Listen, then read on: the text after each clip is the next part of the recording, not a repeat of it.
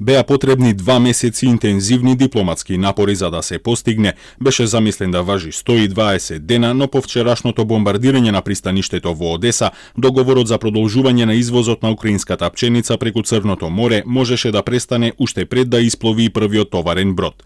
Реакциите за руското бомбардирање на Одеса само еден ден откако договорот беше подпишан во Истанбул не престануваат.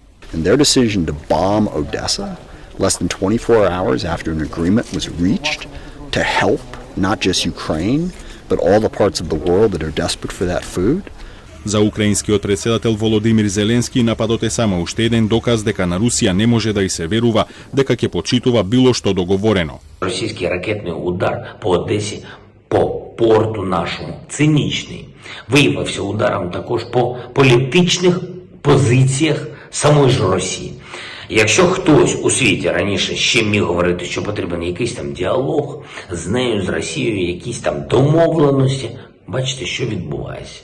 Русија преку портпаролката на Министерството за надворешни работи Марија Захарова тврди дека мета на нападот не било пристаништето, туку воен брод закотвен таму. Од своја страна Украина потврди дека било оштетено пловило без да прецизира дали станува збор за воено или цивилно, но и дека самото пристаниште претрпело минимална штета.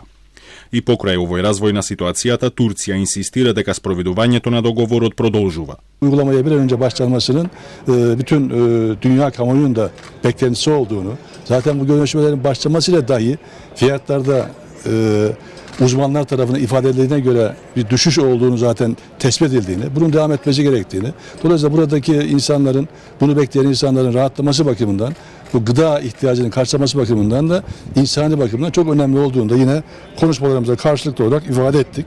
Од вчера веќе е оперативен заедничкиот центар за координација и Анкара очекува што побрзо да започне исполнувањето на договореното.